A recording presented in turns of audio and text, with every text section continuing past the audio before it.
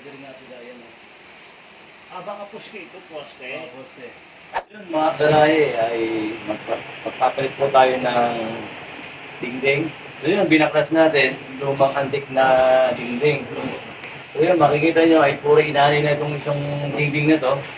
So, re-referin po natin yung bawat isa ditong inanay. Kapanta natin. At ang ilalagay natin, hard deflex na 1/4 na ang size ng hard deflex. 600 na yun, mga kagarahe. So yun, 2 pirasong nalagyan natin dito. So 1 to ang magagastos nila dito. So yun guys, abangan nyo. Paano namin gagawin to?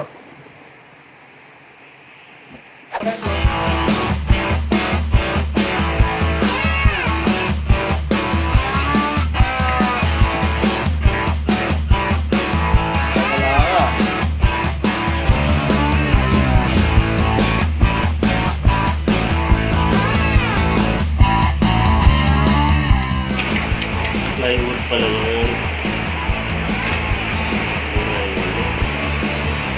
Siyempre po ako naman tubig dito dati. Anong gagawin natin dyan sa garage? So yun, papagka natin ng hard deflex na 1/2 at itatest po natin to. Sure na hindi ito mabubulok. Good morning mga kagarahe. So yun, may babaklasin tayong binig. So ito yung sahig ay plywood. Papagka natin ng hard deflex na 1/2. Sabay itatayos natin para hindi na nabubulok kasi may washing machine dito. Kung mapapansin nyo mga garahe, oh. Tapos na. So inanay na. So yun guys, ay nakabili dito. Pag nilagay natin yung hard deflex na 1/2, sabay lalagyan natin ng tiles. Ito namang dingding. Maglalagay tayo ng frame na metal paring, tapos lalagyan natin siya ng hard deflex na 1/4 ang kapal. Sabay re-rebuild natin guys. So yan, start tayo.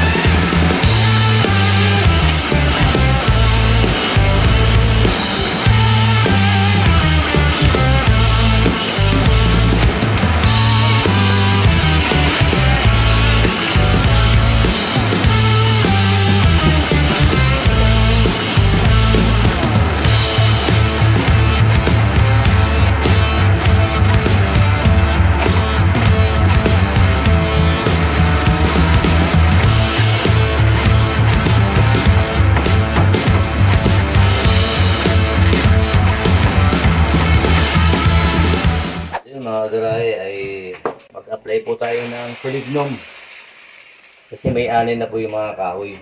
So nagpalit po tayo ng 2x4 na antik na kahoy. Putos po sa akin ni Foreman Justin yan. Nabuo niya ba yan? Hindi. Patong lang tayo dito sa akin. Ginasma ko dyan eh.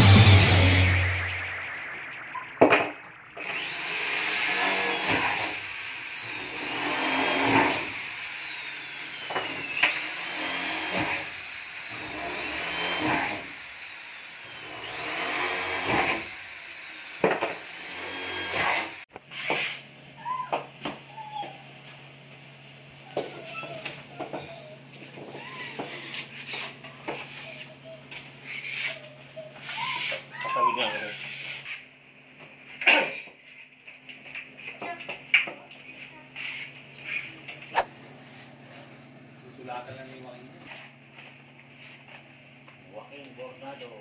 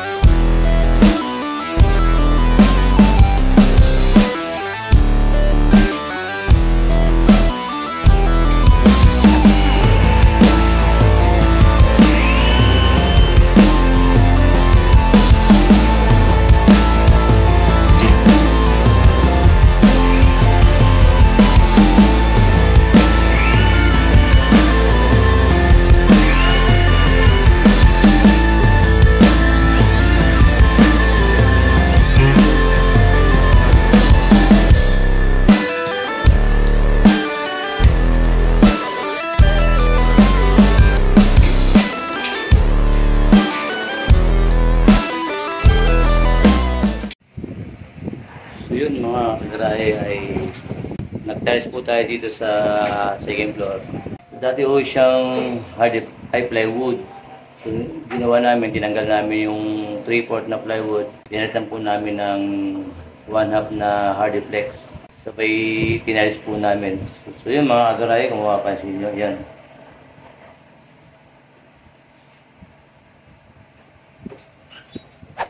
So yun mga kagarahe, meron naman tayong babaklasin dito sa CR. Nandito pa rin tayo sa Bambang Pasig, hindi pa rin tayo sa post. Kung mapapansin nyo, ito yung mga aking mga tauhan.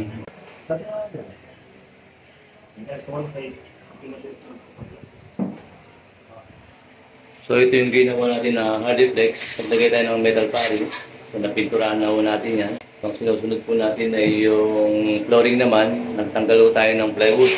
Ayan guys, nagtanggal tayo ng plywood at nagpalit tayo ng hardiplex na 1/2. So nilagay natin hindi na binil. Ang pinakabit ko ay tiles na. Kasi yung may-ari nagtatanong kung anong magandang discard raw dito para hindi na raw nabubulok pag nagmamap siya. Yun, ginawa ko sa suggestion ko guys ay tinanggal natin yung 3/4 na plywood. Kinabit ko natin ay hardiplex na 1/2 at nag-tiles po tayo. Kung mapapansin niyo po yan, tinatilesan nila.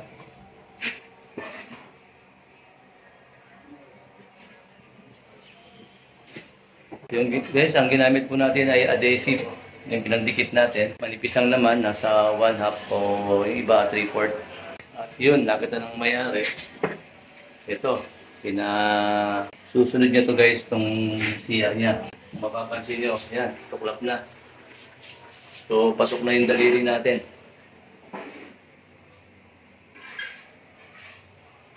Kapak na po ito. So ito ay 60 by 60 granite po itong kinabit nila dito.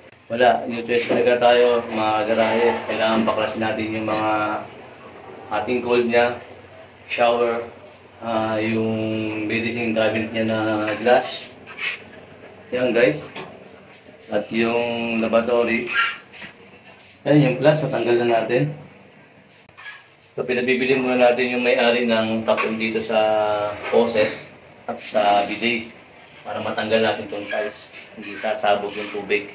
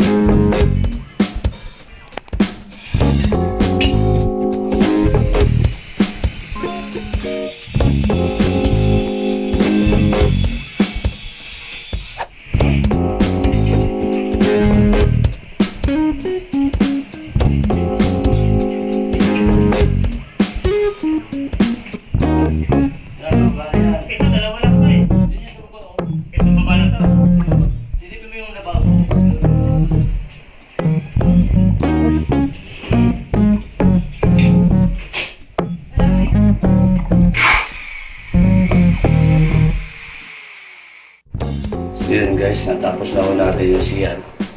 Ito Itas na po natin, na-bite na po natin lahat ng mga hot and cold na medicine. Tapos na po ito guys. Okay na.